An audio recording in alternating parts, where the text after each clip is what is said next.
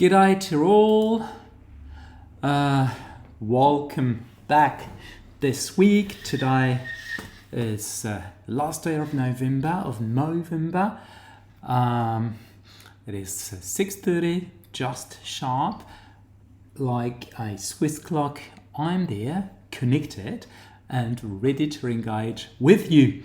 For tonight, I know that some will not be with us. One in particular, who is a recurrent visitor, Rachel. She is at the moment flying to New Zealand.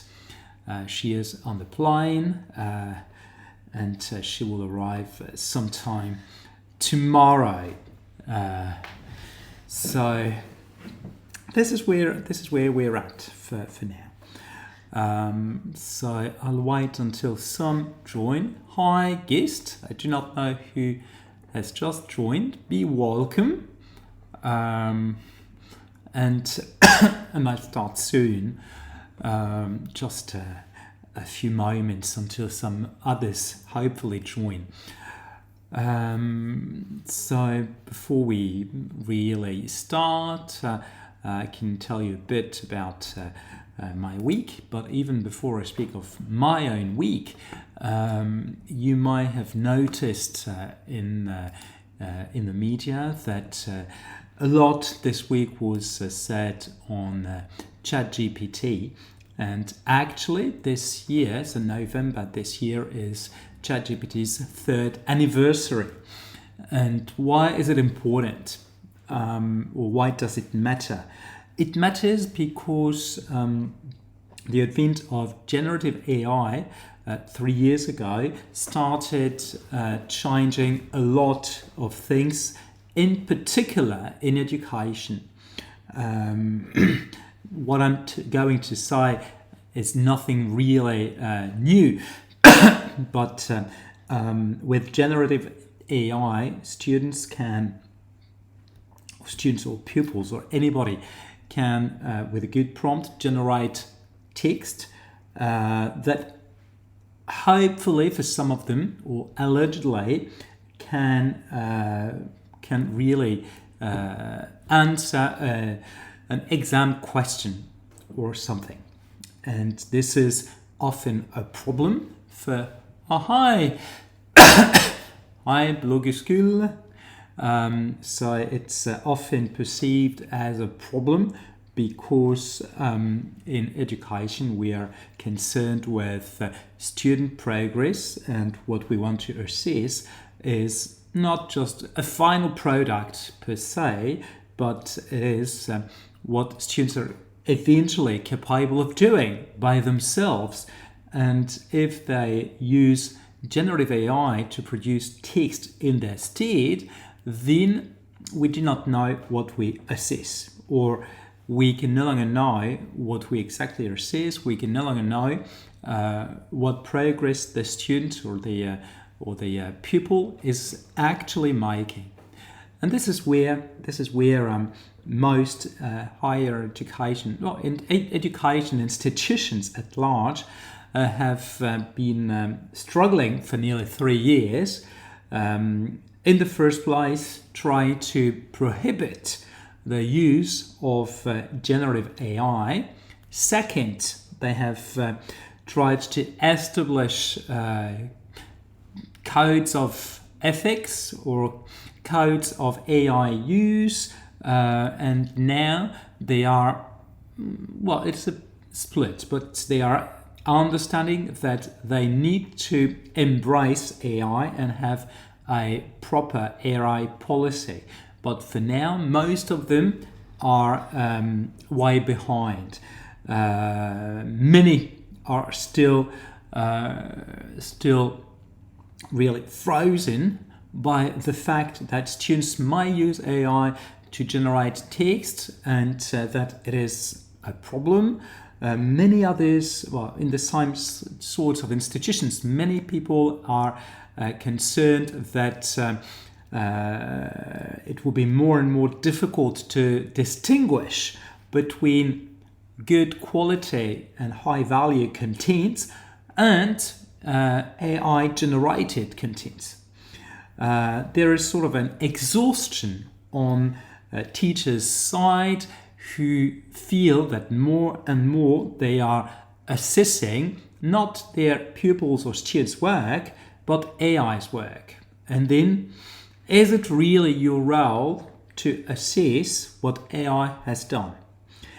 And in particular, is it your role to assess what AI has done based on not very good prompts? It's boring, actually. It is really, really boring. That's part of the discussion. So ChatGPT 3 years ago was a big revolution. It was a disruption in the generation of text, as you know. And this year, 3 years on, with its third anniversary, it has expanded much more. As you might have noticed, since last week, there have been a number of innovations or improvements with generative AI. This started with Google, that launched Gemini 3, supposedly the strongest, the most powerful generative AI. I've not used it. I'm not really a fan of Google stuff, so I'm not really using Gemini. Likewise, at the same time, Anthropic has launched Claude Sonnet 4.5, which is supposed to be a direct response to Gemini 3.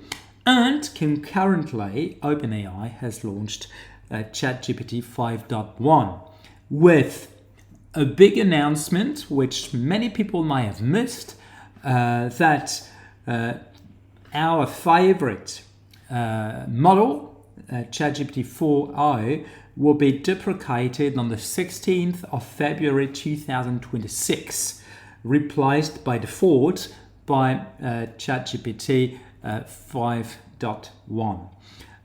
Already in this middle of summer, when ChatGPT 5 was launched, OpenAI wanted it to replace ChatGPT 4.0.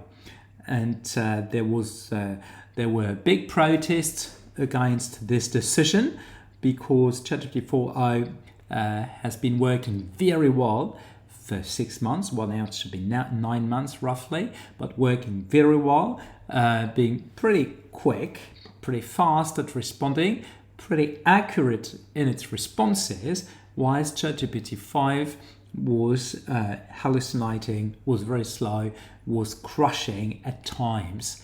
So people rebelled against ChatGPT 5, wanted the return of ChatGPT 4.0, and now with 5.1, I do not know what they will do. But my take on this is that ChatGPT 5.1 is not much better than ChatGPT 5, and that I indeed prefer ChatGPT 4.0, perhaps because of the use I'm making of it. And what use am I making of ChatGPT? So you know all the tools I've showed you in the past weeks. I have built those tools upon the large language model developed by OpenAI, and for this purpose, to this end, I'm heavily relying on ChatGPT 4.0. That's the point. Because I really like the way it goes through texts and does textual analysis. I also very much like the way it can generate text, so a report, which is in a style not too dry, which is in a style, well, verbose, but it is working pretty well with the type of thing I'm expecting, where it explains things pretty well. Where other models are much drier, more straightforward, and lack some humanity, paradoxically. what I like with ChatGPT is the fact that you can sort of give it a sort of humanity, or it can read human-like to some extent. And so when you read something, when I read something, I really do not like reading something which is obviously automated, which lacks human touch. And with ChatGPT, you can have a sort of human touch when you handle it well. Plus, I've been using ChatGPT for coding. So for the tools I have showed you, I've done, I've designed the whole thing. I've worked on the code. I'm not a developer myself, so IT is not my background. I have a humanities background with antique classical philology background, and I learned a lot on IT. I've learned a lot on understanding the code, but I'm not able to write it myself. So I'm asking ChatGPT, Claude, and Perplexity to concurrently write the code for me, and they're also auditing one another's work, and highlighting what works well, what is problematic, what needs big changes or minor changes, and it helps. So this is where I'm handling both. Handling ChatGPT 4i. So this is the big news. Plus, as you might have seen, still with this development of ChatGPT in the past 3 years, OpenAI has also raised many questions regarding copyrights. Copyrights first, it all started with images, with pictures, as 𝗨𝘁, this module linked to ChatGPT enables the automated generation of images, and you have then other tools doing it probably better than OpenAI, than 𝗨𝘁. So they started with this. Then recently OpenAI raised questions relating to intellectual property with music, having problems with 𝗪𝗿, nice to see you as usual. You did not miss too much. No, don't worry. I was just saying that this week was ChatGPT's 3rd anniversary, and just reminding everybody of what has been new or changed since then. And I was just finishing with visual production to then engage in music, with the music industry, where there was a trial opposing ChatGPT, OpenAI, and German producers, and also some in other countries the same is happening. Plus, ChatGPT has revolutionized video making with the launch a couple of weeks back of Sora 3. Sora, what is Sora doing? Sora is a software that generates very realistic videos based on a single prompt. So this means that a number of creative activities have progressively been both democratized and threatened by generative AI, as with OpenAI's ChatGPT. So it is an anniversary which raises many questions.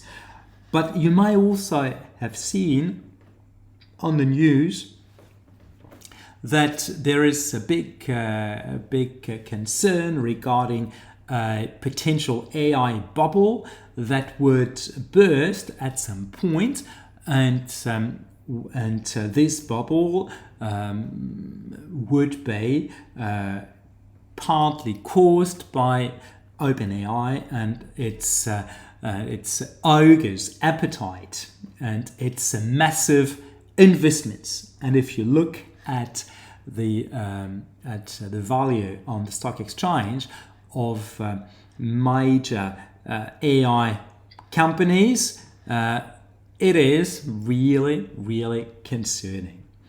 OpenAI has contracted for $300 billion with NVIDIA. NVIDIA is worth 5,000 billions. Microsoft is worth 4,000 billions. Those amounts of money are just massive. So that you may have read also that investors are really concerned that there is a bubble, that it explodes, and when it explodes, then it may be devastating, as it was in the early 2000s with the internet bubble, with the dot-com bubble. This said, and I can't remember if we discussed this last week, but this said, I'm not 100% sure that there is a bubble, so to speak. What I do believe, however, is that there was a gold rush. That there was a gold rush. There has been a gold rush, as in the 19th century, where the cost of entry is very low.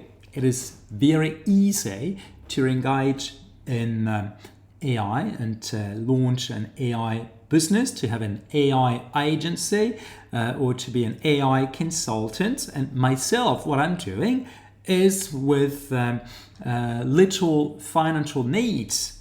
I needed to learn, I needed to subscribe to a number of tools and licenses, but at this venture, I do not need, at this juncture, I do not need a lot of money.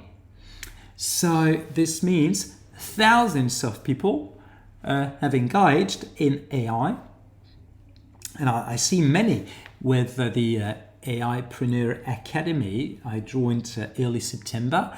I can see many, and what happens is that there are many very young people, I would say probably too young, who go for AI business because they love technology, because they say they're passionate about AI, and actually they are, I would not say it's a passion, I would say they are attracted to the hype, they're attracted to the technology, and yes, they're very good at making automations. They can automate everything and anything. That's very true.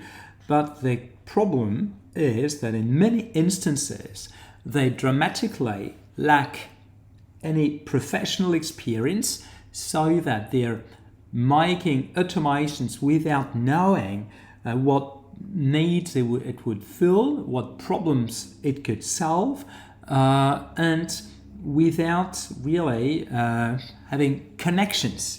So when they try to sell, they sell a technology. They're good at making vehicle agents, they're good at making this or that, but at the end of the day, it is just gold. And there is not gold for everybody, or there might be very little for most, and the biggest gold stones will be for a very few amount of people. And of course, I hope I'm one of them. I'm not going for gold per se. I'm not going for AI just for the sake of doing AI. I'm going for AI because here it helps me offer things that could solve known problems in higher education. So this is the biggest thing for this week. Then on my side, what has happened? Earlier this week, I mean on the Monday, I met with a gentleman who is very much into AI. He launched a foundation, which is AI for School. He has been working on prevention campaigns against algorithm and screen time for children. He's also the head of an investment fund, and we discussed for a good hour and found that we were aligned on everything. Really everything.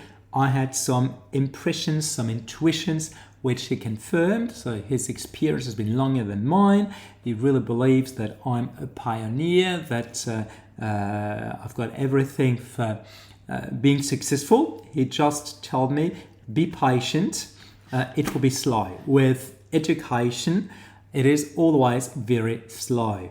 The decision-making process can take up to 3 years. So give yourself up to 3 years until it can really start. And this is something I heard before, so it was not a big surprise to me. Of course, I would have preferred him to tell me that it would be quicker than 3 years. But I'm prepared for that. I'm prepared for 3 years of hard work. And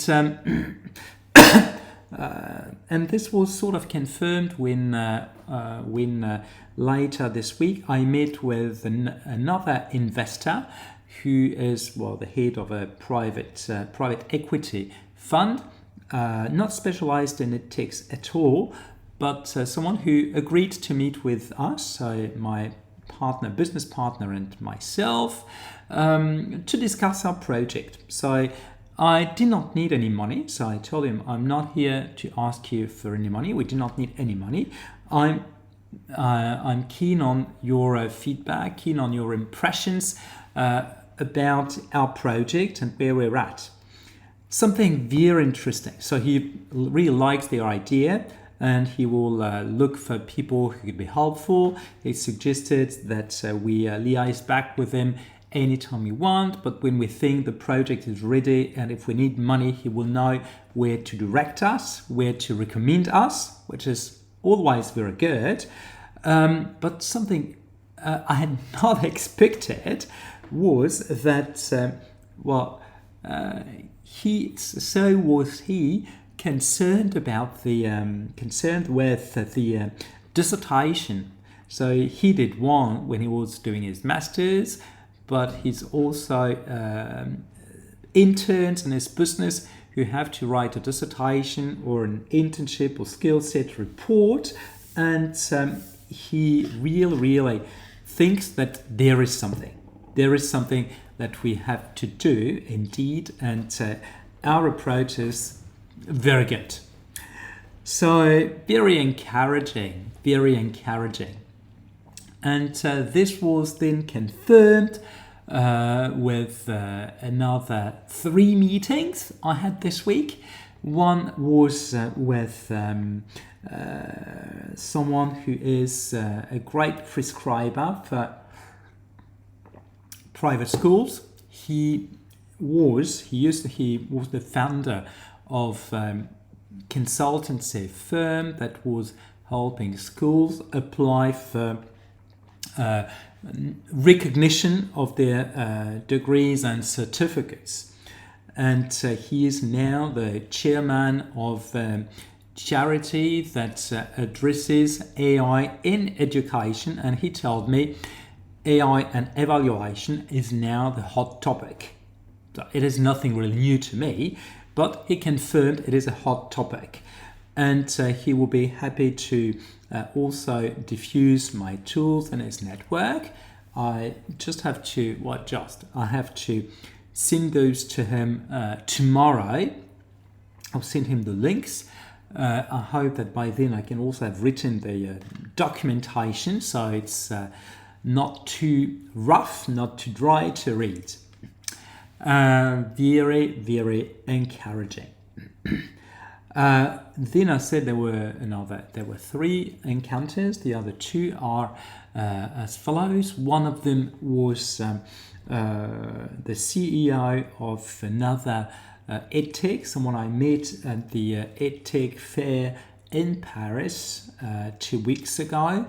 And this gentleman is the CEO of an EdTech that automates assessment grids for schools, and based on the skills, etc., and reference marks. So he builds those assessment grids, and we spoke again for an hour, as I wanted to have his experience and feedback on his own experience with his business, the difficulties he's been facing, the joys he's had as well.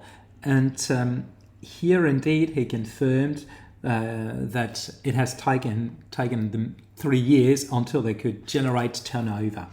130,000 euros turnover this year after 3 years of existence, so that the 4 partners have to work on the side so as to live. And he also confirmed that contracting with education is very slow. It took him on average 1.5 years, so 18 months, until he could have a contract with the school. And he said, well, 1.5 year work for 2,000 euros. It is hard. Not that it's competitive, not yet, but it is hard. Very slow. They're very picky, very fussy, and as with anything digital, they tend to think that it should be free. Because it is dematerialized, because it is digital, they do not see why they should pay. And this is the big challenge. So I'm prepared for that. I'm ready for that. So I've had that feeling already. And next, we with my one of my business partners, we had a very fruitful meeting with a barrister who will be our counsel, at least at the start of this business. He is someone with huge experience. So he is very well established as a barrister and solicitor. He knows a lot of people. He is also involved in education, knows about the dissertation, understands the concerns. Again, something really incredible, so that when you speak of the project, people do not have to ask many questions on the product itself or on the purpose. They instantly understand. And still, I do not have competitors, no known competitors just yet. That's very encouraging. And still this week, and I'm nearly done with this introduction, still this week I spoke with friends of mine, people who have worked like me in that terrible business school, IES, who were also mistreated by the CEO, who lived in terrible circumstances like I did 1.5 years ago. And the 3 of them are highly involved in education. They know many private schools, and they're more than happy to help as salespeople. So I'm now also building my sales network for a start, and soon we should be able to have a meeting all together so as to discuss the tools, so they understand what it is about, and so we can devise a sales strategy and sales directions. So I'm happy with this. All this is very encouraging. Now the ball is in my court. I have to write this documentation I have to also prepare a business plan for the barrister. By law, when you launch a business, you have to also have a business plan so they can be certain that there will be no money laundering. So I have to prepare it. Likewise, and it will be quite hard, I think. I mean, quite hard. A lot of things to at the same time. Likewise, I have to prepare my presentation for a conference taking place in the 𝗬𝗏 Center in Belgium on prompting and cybersecurity. So I'm invited to give a keynote. So I will do. I'm more than happy to, of course. I will meet a number of influential people in Belgium addressing AI and addressing cybersecurity. At least one pilot study per education level, undergrad, postgrad, will help accelerate sales process with institutions.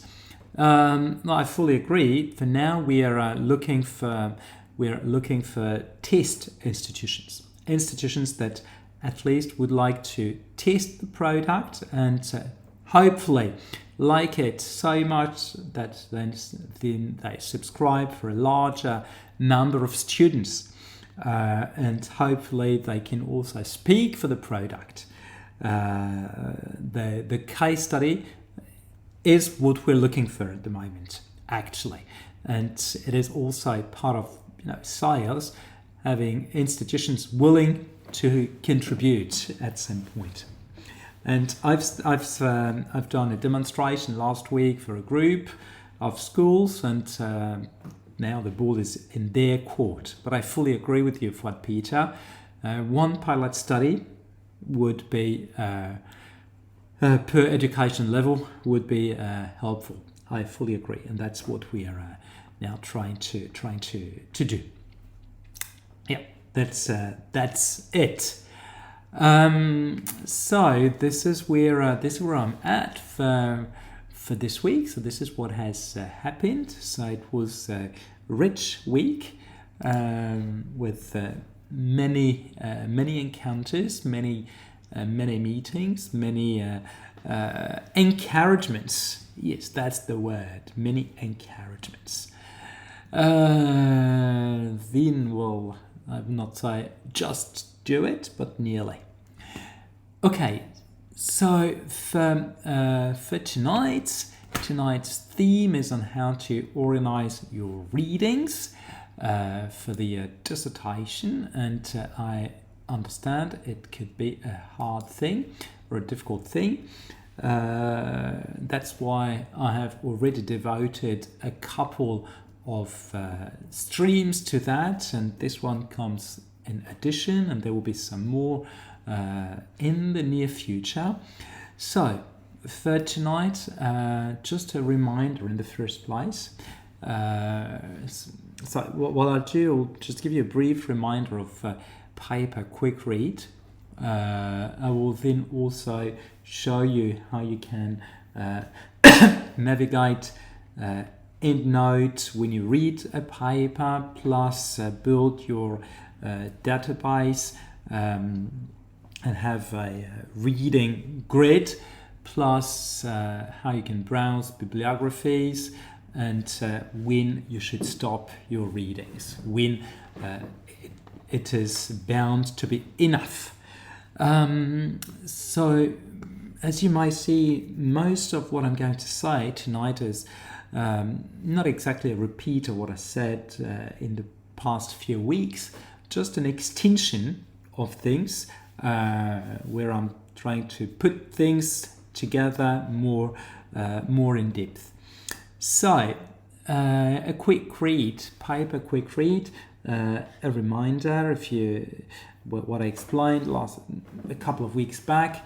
The first thing when you read is that you should not get lost with your readings by reading too slowly, by trying to really engage with the contents and with details, etc. So, like I said in the past, you can decide within less than half an hour whether a paper is useful for your work or not. And at each stage, you can decide whether it is or not. And if it is not, at least you will not have spent too much time reading a paper. You start with the title, and if the title is too far from your interest, you may leave the paper aside. Then you read the abstract, and the abstract, you should not devote more than 1 minute to the abstract. It's usually pretty brief, maximum 250 words. So reading the abstract should show you what to find in the paper in terms of contents, and then whether it is pertinent for you or not. But also, the abstract is supposedly a mirror of the paper.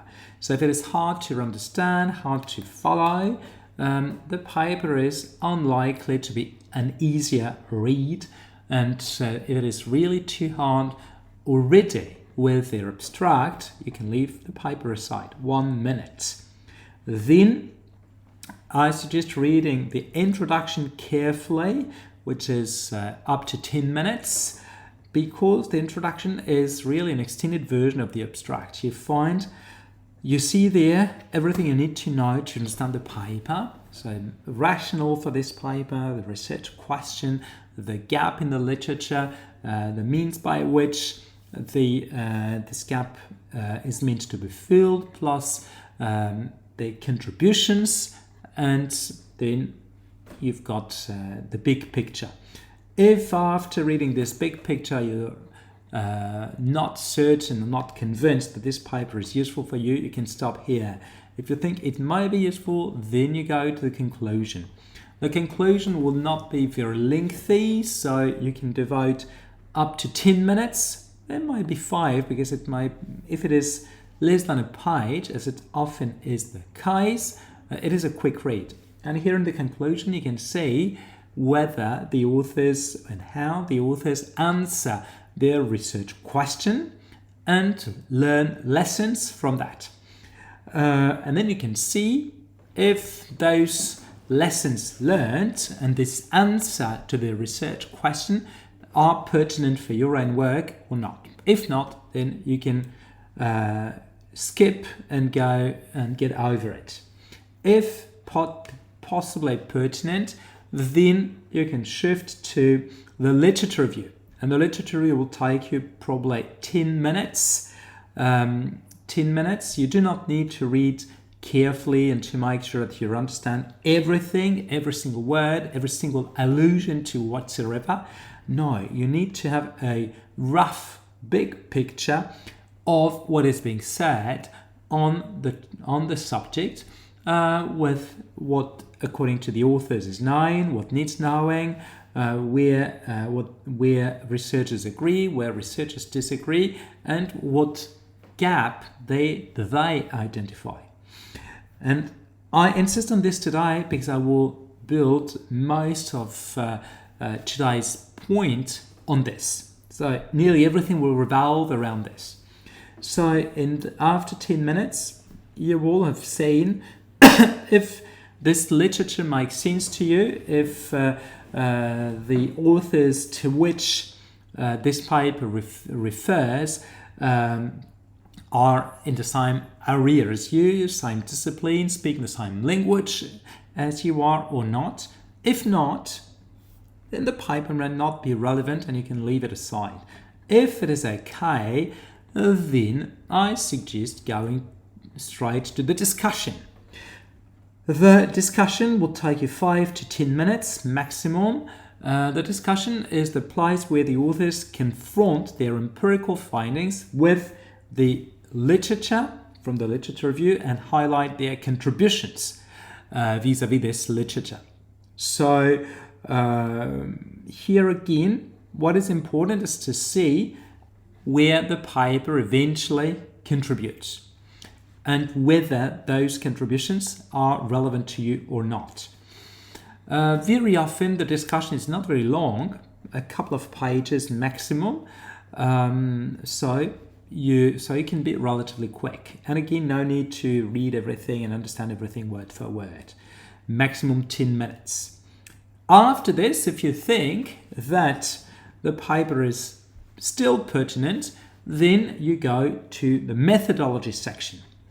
The methodology section is, well, depending on the type of papers, is more or less lengthy, but you can skim it and read quite quickly so as to identify what their empirical material is, how it was collected and treated. And here, it's not a matter of understanding everything in detail, again, but a matter of being convinced. Are you convinced by this approach? Are you convinced by the number of empirical observations? Are you convinced by the way data is collected and processed or not? If not, you can stop here. If you are convinced, then this means you can now read the paper from cover to cover. This means you will just discover the empirical findings section, which you have not read so far, which generally takes about 1/3 of the paper. And when you read the whole paper, you read it already knowing what to find in it. So you will be able to reread it in full within about less than an hour and probably even half an hour. Going through the introduction will be quick, as you will remember what you found.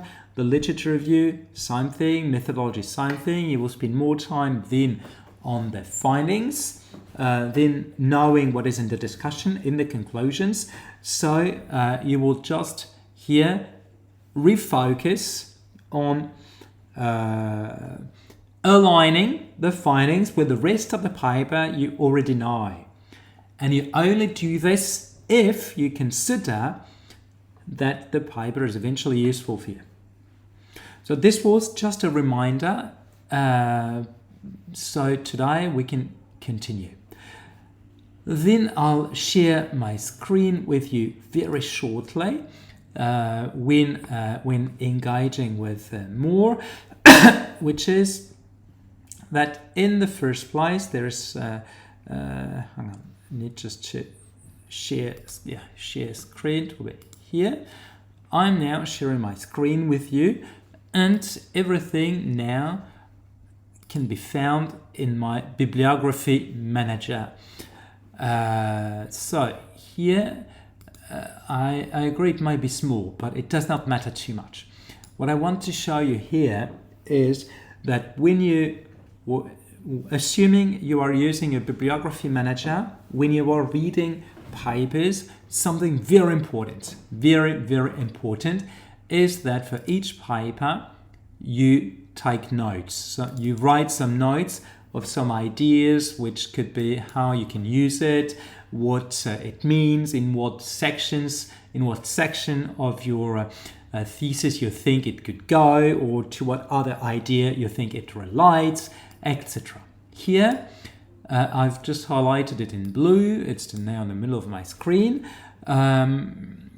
Here everything I'm showing you today is based on the paper I published in Accounting Forum, which was on a critique of Hofstede's model. So I can even show you the paper, which was not my plan, my initial plan, but here it is.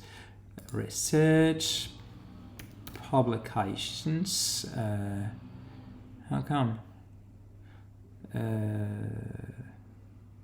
My publications, published, articles, Accounting Forum, and here, no, preprint, here it is. So I'll show you at least the front page.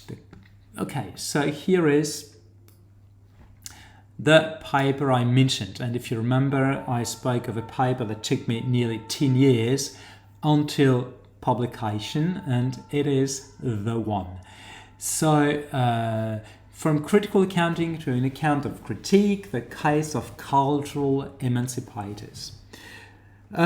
So to refresh your mind on this, the paper initially was addressing critiques on Hofstede's model. So 𝗏𝗏𝗡, who interestingly was initially a management accounting scholar known for works on the budget and problems caused by the budget, has developed in the 80s a model aimed at measuring cultures.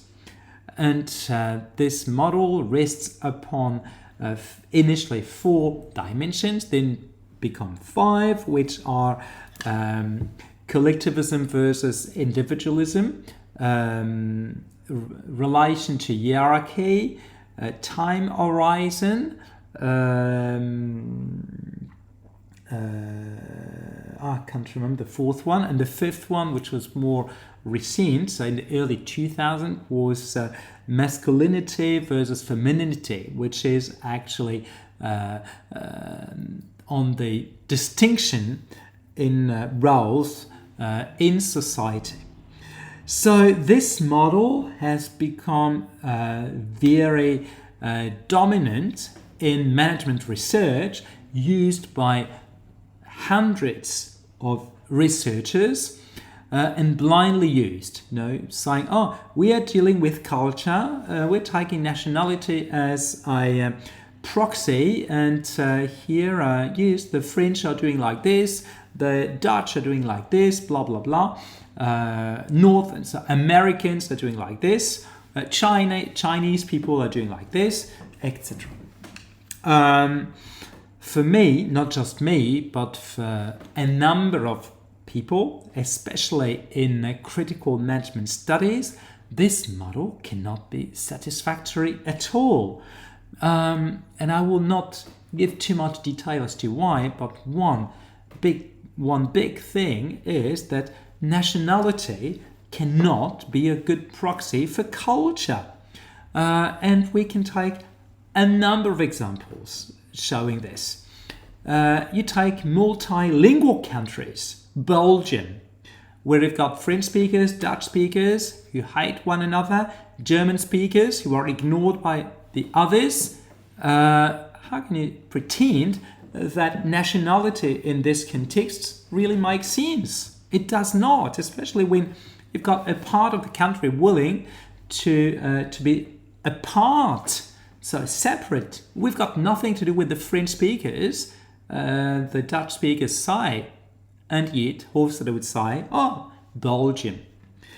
The same thing happens when you consider a multi-confessional country. I can take 2 examples. One is Switzerland, where you've got 2 official religions, Roman Catholicism and Protestantism, with 2 variances. One is Calvinism in the French part of the country, and the other one is Zwingliism, so Lutheranism, so Swiss Lutheranism, which is again something different. So here you've got a country with 4 languages, so French, German, Italian, and Roman,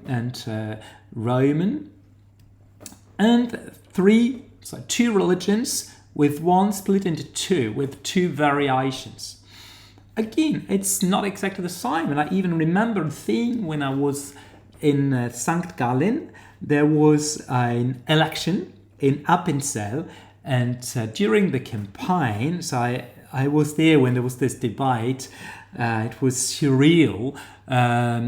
The president in place for the canton was very proud that they had restored diplomatic relations with the canton next door. So just a way of saying that saying Swiss does not make a lot of sense. And I said 2 examples. In fact, I had 3. And the third one, if you consider Lebanon, a small country, we could say, oh, small country, a couple of millions of people, so it might be quite well working as a proxy Yes, but what makes Lebanon hold together is multi-confessionalism and the political implications or application of multi-confessionalism with Muslims, with Christians, but even within the Christians or amongst Christians, you've got Catholics, Protestants, Orthodox, and others. So even saying Lebanese does not make a lot of sense. Say Lebanese people are like this. No, a certain part of the Lebanese population may, but other parts may not. So this was the starting point. And I'm not, like I said, going too much in depth with other critiques. So I found 4 critiques, what I showed you in the past. So I found 4 critiques on Hofstede's model. And I wanted to identify their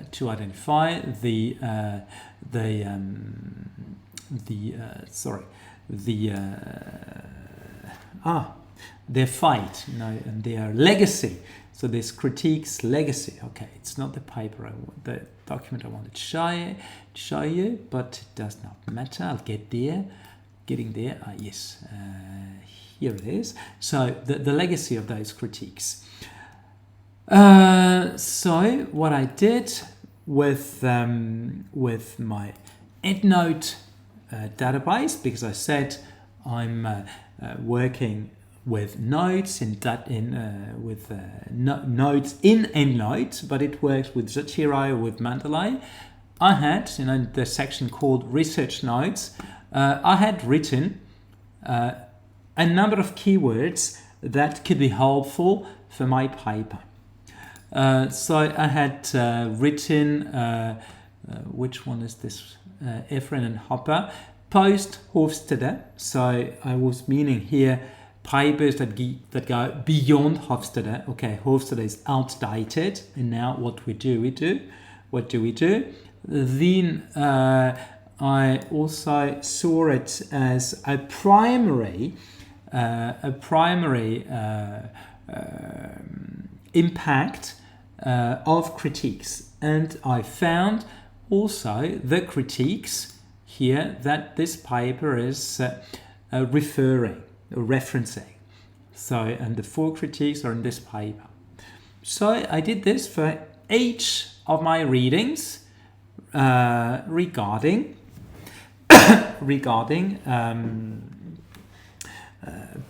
Hofstede's critiques. So now quickly stopping screen share. The first thing, like I said, is really to write notes with keywords so that, and yeah, I can share again, so that when you are doing a search, you can retrieve with just your keywords all papers sharing a certain characteristic. So here, if I write Hofstede, I will find in my database all those papers, so the 81 papers that have Hofstede as a note. So I put Hofstede in their notes, and here this one is a post Hofstede. So I can check the papers that I had as post Hofstede more generally, just to see which ones are returned. And here it is 81, so probably the same papers. So why is it interesting? It is interesting because once you are finished with your readings, you can save a lot of time retrieving things and putting them together and build your literature review. This means that when you read papers, you need to have a reading grid or an analytical grid. I know that I mentioned it in the past. I showed you a few times. I'm showing you again. Yeah, here it is. Here it was. Here I'm still with the 𝗨𝗀𝗶𝗴, right? No, hang on. 𝗨𝘀𝗶𝗵𝗴. Oops, sorry. I just took the wrong one. I hope I will end up finding the correct one. Yeah, here I am. So, when you read papers, it is very important that you have a method for reading. That you do not just read the paper and focus on the conclusions and think, oh yes, that's good for me, I like it, or it looks like an idea I've read elsewhere, etc. If you just do so, it is bound to be superficial. So, what I suggest is that you organize your papers and the way you read them around the 4 questions we've discussed in previous streams. For recollection, those 4 questions are, and here I'm not inventing, you see them on the screen. What is my knowledge claim? First. Second, what is the knowledge debate addressed? Third, by which means will I engage? And fourth, but it does not show here, yes it does, contribution. What is my expected contribution? So here, the knowledge claim, what is the research question raised by this paper, and the tentative answer to this question. The knowledge debate is on where there is a disagreement between researchers. The means deployed, theoretical frameworks, so theoretical means, empirical, what data, methodological, how do I collect and process data, and here ethics MX, I will get back to this soon.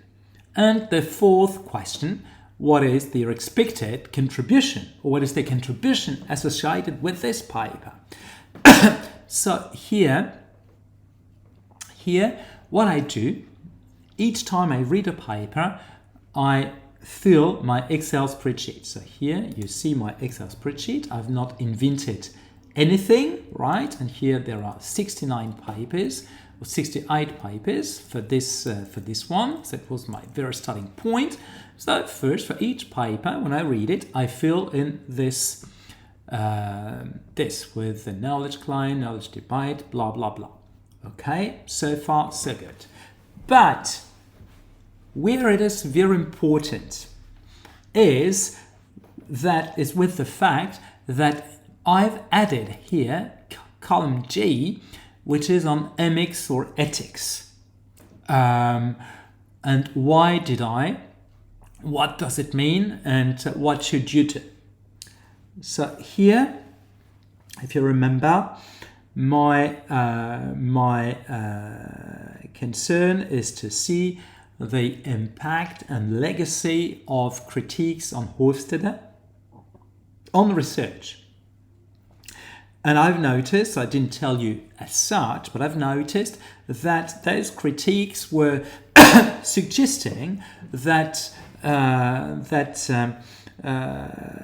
there is in anthropology, coming from linguistics or anthrolinguistics, a big distinction between phonemics and phonetics. And that can be translated into cultural research, whereby phonetics is the science by which you try to explain the functioning of a language. You say, so you have to pronounce this word this particular way, you put your tongue here, you do this, you write and you express rules, sort of universal rules, aimed at explaining how things are, and it's observational rules. phonemics is the opposite. It is what we do. So how we do things, how I pronounce R's in English, or as you might have noticed, I've got a strong Kiwi accent. So how do I say this? How do I say what you would say in English? 10. So 1, 0, 10. 10. In New Zealand, it's 10. So how do you say this number? Oh, 10. Whilst phonetics would say, oh, sound A, so as you can see in phonetics, is pronounced A. And you open the mouth and you do it this way and it's pronounced properly. So here, the 4 critiques were highlighting ethics and emics as something very important to understand the reliance that authors could make on 𝗨𝘀𝗀𝗍𝗍. So I have, for each paper, for every single paper, I have devised or found the degree or extent of emics and ethics. As I have the intuition, based on my readings, that this could be a split, a way of splitting papers later on. And if you remember, I showed you last time that I then made pivot tables, which were based on those concepts and cells. So here, then I could see by journals, so which journals had been processed and the weight of each journal in the whole thing. Okay, so this is something not really new for you, as I showed you already. But then, oops, sorry, that's not what I wanted to do. I wanted to show you something else. And here, if you remember, I showed you in the past also another type of tables. It's the same for the same paper. I had a different table and they're all related together, where here I took those papers, I found how they position themselves, so when they were published as compared to 𝗨𝘀𝗀𝗍𝗍, where they were as compared to the critique in time, then also how it is, so if it is in EndNote, where in EndNote, and I did this, I then split all those papers in groups, and those groups were called 𝗨𝘀𝗀𝗍𝗍-based, emancipators, social reformers, etc. So I will not now detail everything because it's not the purpose, of course. Just showing you how then for each group I had my codes, which were to a large extent based on my EndNote database and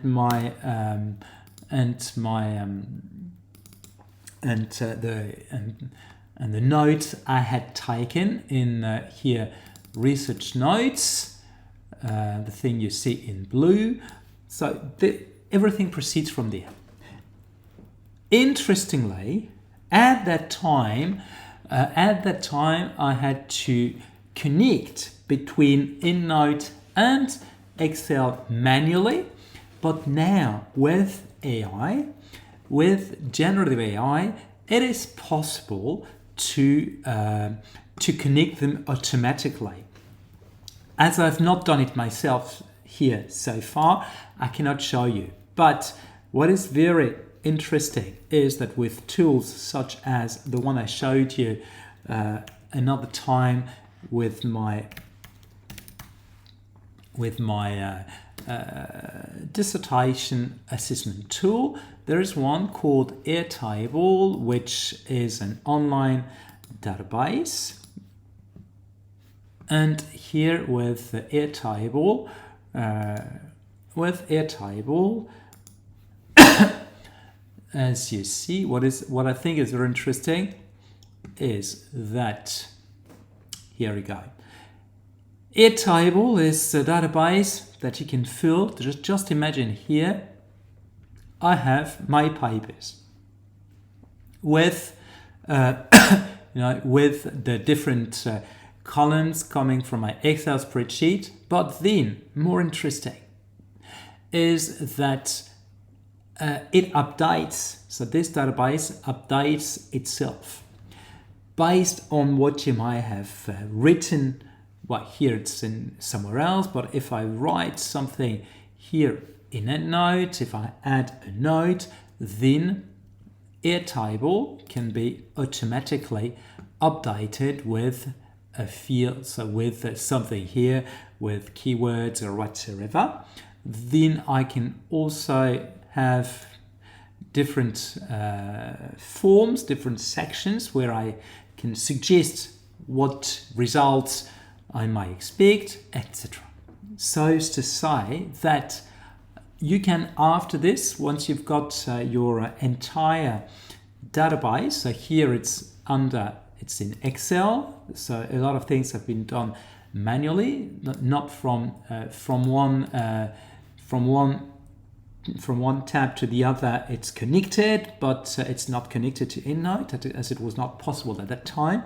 But now with something like 𝗨𝗏𝗿, you can connect all this. What's the point?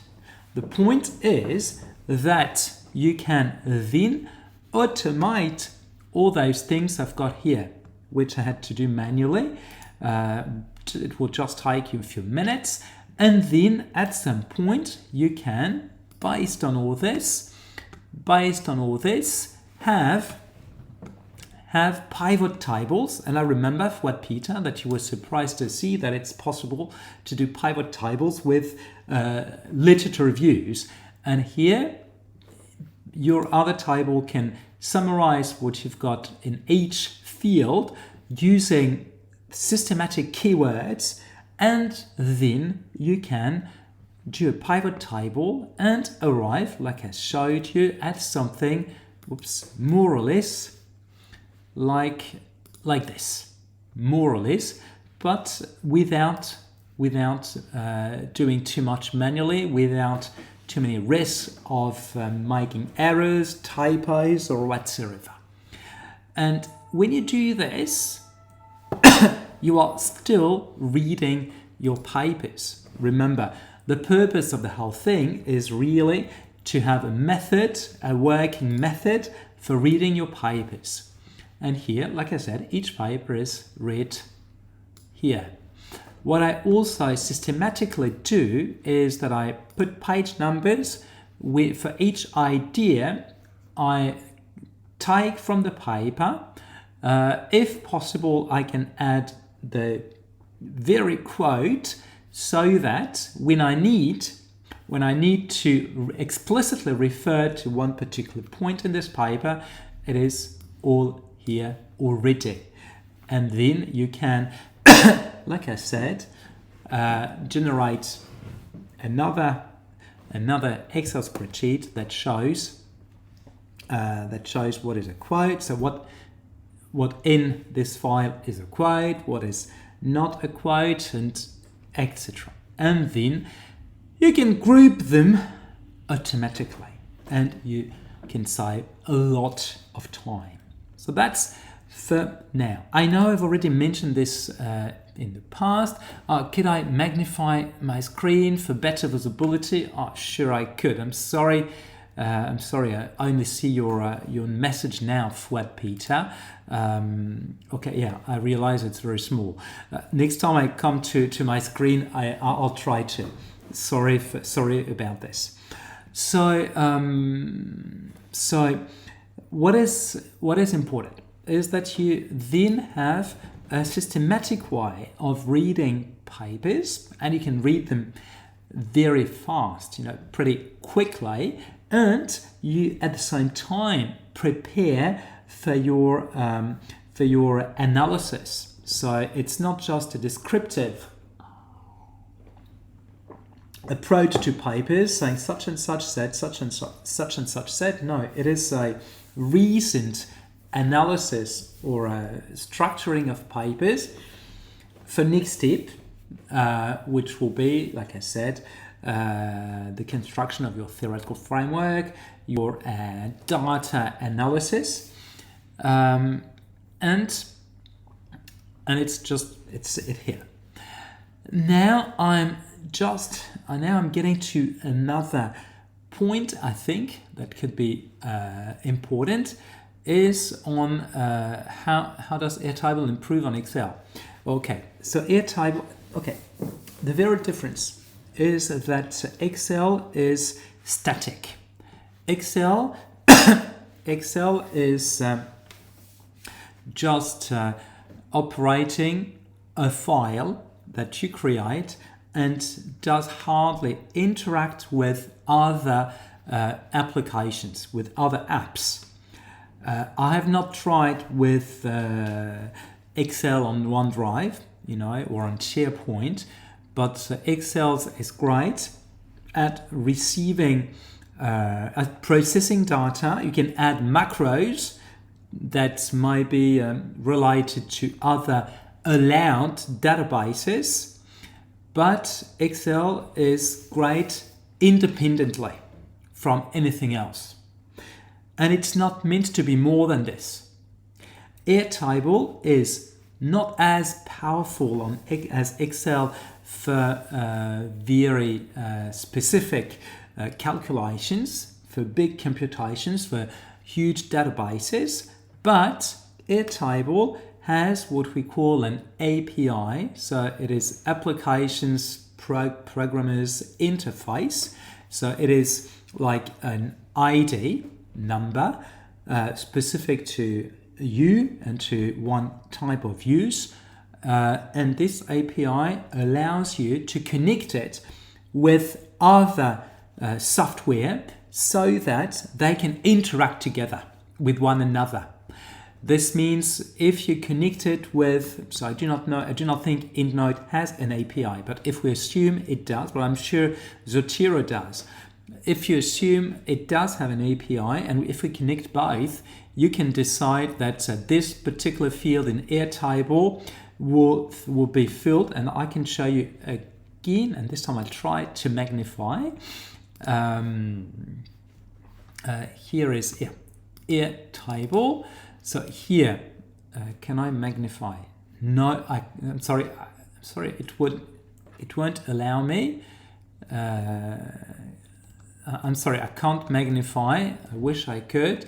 But if you see here those fields with colors, here those fields are automatically updated when if you remember my tool, where when the execution happened, when the dissertation was assessed, then as the email was sent, so here it updates saying the email was sent, and then as it was sent, it's considered completed, and then it automatically updates. And this is what makes it much stronger than Excel, when you have to connect different tools together. Does this make sense? Does this answer your question, 𝗏𝗏𝗏𝗏?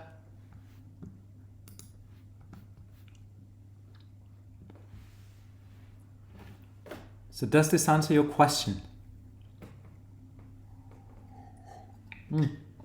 You're welcome. You're welcome. There's another tool which I'm not using much. I do not, I would say, do not like it very much, but it's more than I'm not familiar enough with it. It's called Notion, and I can show you. Notion is something many people use. It does something relatively similar to Airtable. It's just the presentation is just slightly different, so bear with. Here, Notion. Okay, here you will know everything. Notion is a tool that can do something relatively similar. It's just not really meant to compute things, but it is great for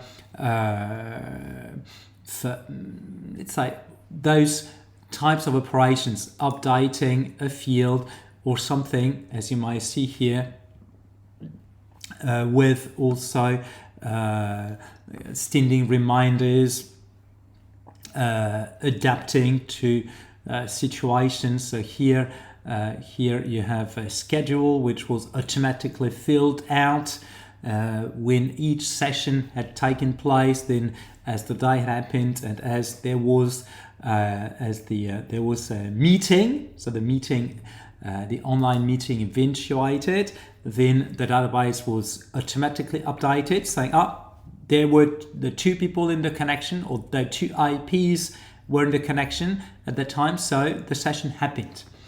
So this is something supposed to be very good. So with Notion, I tried using it with the first version of my dissertation assessment tool, but I'm not familiar enough with it. So I've not made a real effort to use it, but I know it is a tool that many people really like.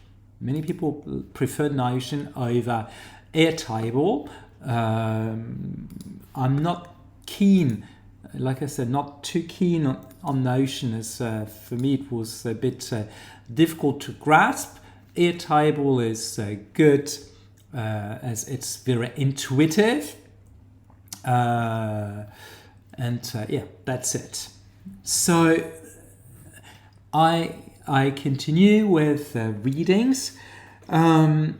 I remember I spoke of organizing readings with keywords, with also publish or perish, and so as to find what to read. I showed you how to decide whether a reference has any authority or not. I remember you asked me if we should privilege recency or authority, and I said, well, it depends. But now, something very important, like I said a while ago and repeated today, if you read a paper quickly, so with my fast read, in half an hour you know if a paper is pertinent for you or not. And if you then reread it for the second time in 1 hour, you've read the paper twice. Then this means that in one day, if you work full-time or quasi-full-time, you might have gone through 8 papers.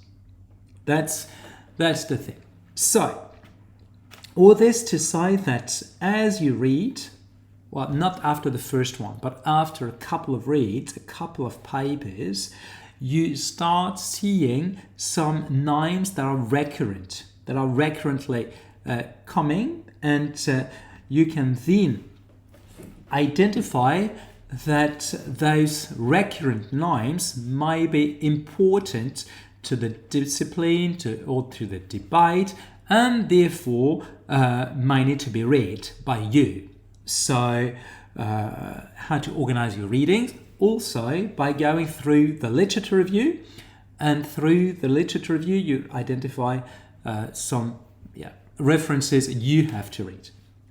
But also something I've always done is that when I came across papers that were really useful to me, I then also carefully read the bibliography, and with a highlighter I highlighted those references whose title was pertinent to me, and then I browsed them. Then, I used publish or perish so as to identify if they were authoritative or not. Then, if they had any current or potential authority in the future, I would go through them following the method I developed early on with the quick read, the filling out the database, adding stuff to EndNote, so notes to EndNotes, and then this is how I could expand my bibliography without being too much distracted by readings that would come from all over. Here it was readings suggested by my previous readings, so they were all in the same ecosystem, all revolving around the same themes and in the same disciplines, relatively similar journals. So the risk that I would be off topic or that I would go too far was limited. And when you browse bibliographies, you save a lot of time as well. I actually would say the difficulty occurs on two occasions. The first occasion is with the start. Where to start? How can I start? And the second difficulty, or the second occasion, is where to stop. So, I've already spoken of where to start, but I'll get back to it soon, as I'd like to add some stuff. And where to stop. So, where to stop is a difficult question. I would say, if you are dealing with a topic where there is not a big community, where there are not many references, then you stop once you have read all of them. And here I can give you an example. I published a paper which was derived from my PhD on accounting and religion. And I can show you, you will see that even for this one, I did the same type of Excel spreadsheets. There were just a slight difference because my theme was different from the other one. But, just give me a sec here. No, that's not what I wanted. Network papers, other data set. Voila, here I am. Data set. So here I'm magnifying. Here. For this paper, it's the same thing. Knowledge debate, so knowledge claim, means deployed, and contribution. And here it was on accounting religion, and in accounting and religion there were only, I think there was one more, no, only this limited number, no, that's it. So there were only 1, 2, 3, 4, 5, 6, 7, 8, 9, 10, 11. At the time, there were only 11 papers when I first wrote mine. Then, when it was eventually published, there were actually 19 papers. So I then enhanced the database with the more recent papers, with those other papers. But what I wanted to show you here is that what I'm doing is the same. Then, probably a different thing is it was on on a different version of the paper. I had noticed that the religious affiliation of an author had a strong impact on their research on accounting and religion. So I had here an extra column which was on religious affiliation. For some reason, one reviewer said to me, no, you can't say that without permission, so please remove the column. Another reviewer said, tell me more. I want to know more. And the third one is that the reviews were split. The third reviewer said, why not, but make sure you are strongly evidencing your claims regarding religious affiliation. And I was not able to, because everything I had was private information. But very helpful to me, even without this formal column, it was very helpful to me to understand how this religious affiliation would lead an author to prefer a certain theoretical framework, a certain methodology, and a certain research question over anything else. And so again, so here I had, with the means deployed, I had an extra column which was specific to this particular paper. So this was just with how to start, or how to stop. So you stop when the community is small. You stop when you have spooled it, when you've done everything.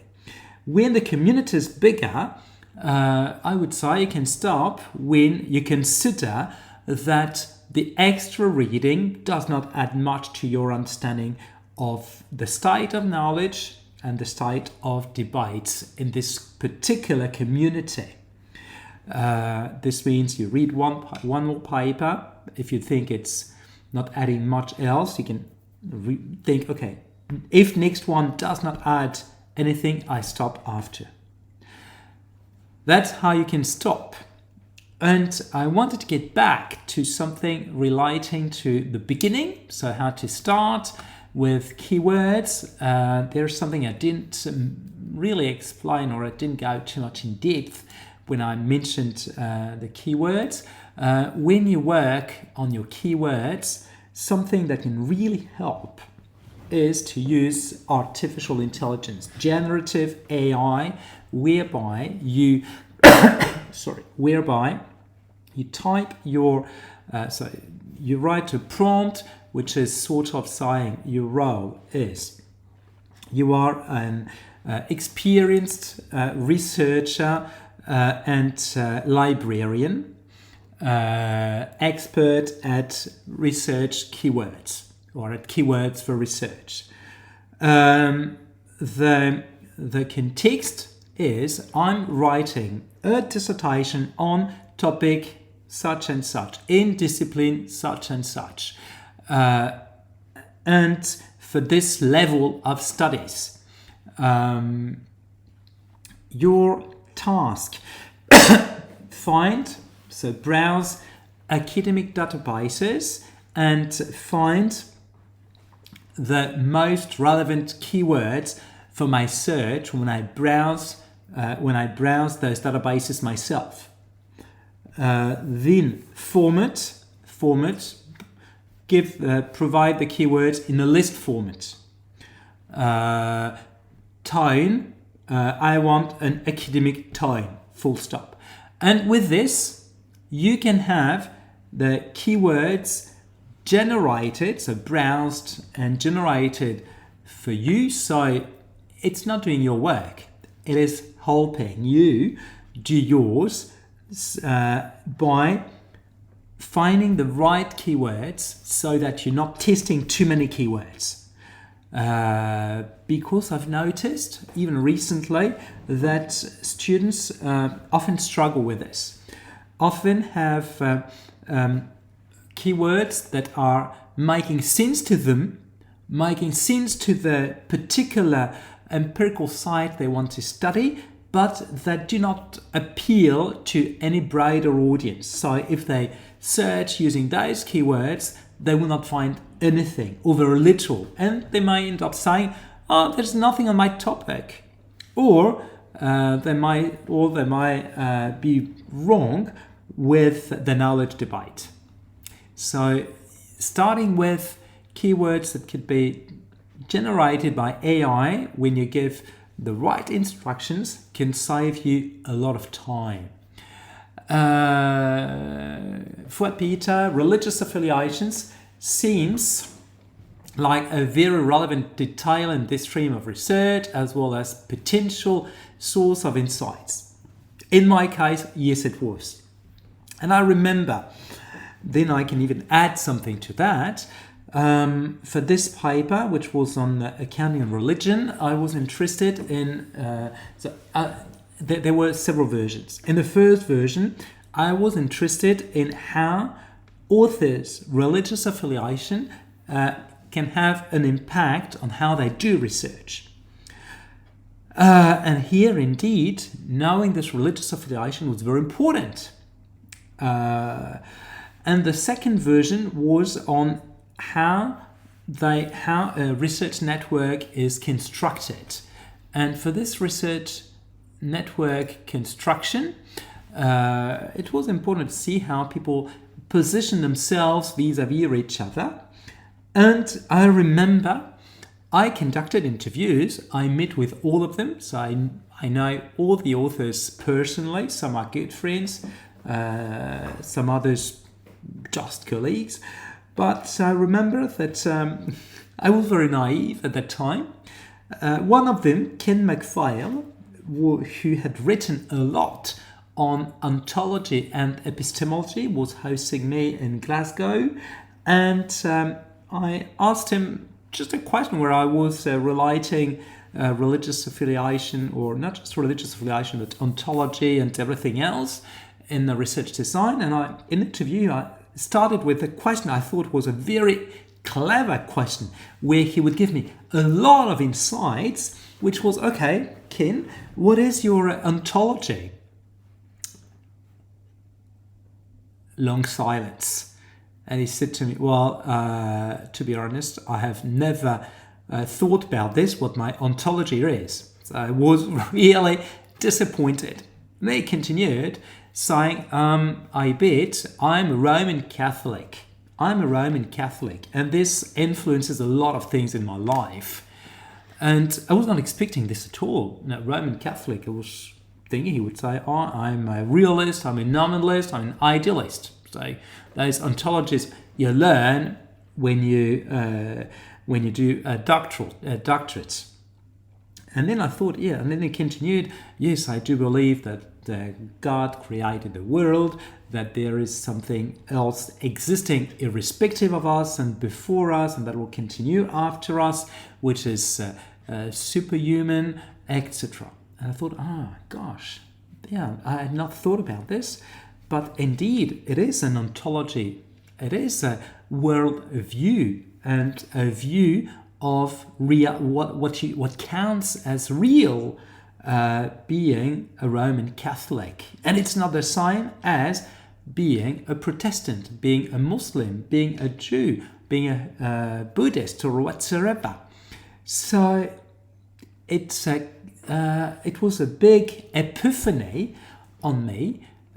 Here in this particular case, religious affiliation was central to really understanding the world and to understanding how research is conducted and what he considers is reality, what he considers is the truth, etc. But this does not apply as such to my study on critique and on critiques on Hofstede. So just to say that there are things that are always contingent upon your very topic and the thing you are really studying. So I know it was not exactly the point you were raising for Peter, but I extended my answer to you. So I hope it was clear to the four of you. I really hope you enjoyed. And I'm not sure. I do not think I will be able next week to do my stream. I will be traveling, so my stream might be later. It might not be at 6:30 Paris time. It might be 1 hour later, perhaps 2. I will be traveling, and the following week I will also, if I've got the visa, be traveling to Algiers, where I'm expected to teach epistemology and research design for a DBA program. So in Algiers, same thing. It might not be at the same time, but you will be informed anyway. So I will message you as I usually do. For those who are not receiving my WhatsApp messages, it will still be announced on X 2 hours prior, then half an hour prior, 5 minutes prior, and even 45 minutes after we started. So I will keep you informed. So next week is unlikely to be at the same time, but most likely 1 hour late, 1.5 hour later. So thank you very much for your attending. Thank you very much for recurrently coming. Thank you very much for your interactions. I really hope it helps, and I'm looking forward to seeing you soon. Bye, 𝗤𝗏𝗿𝗏𝗏. My pleasure.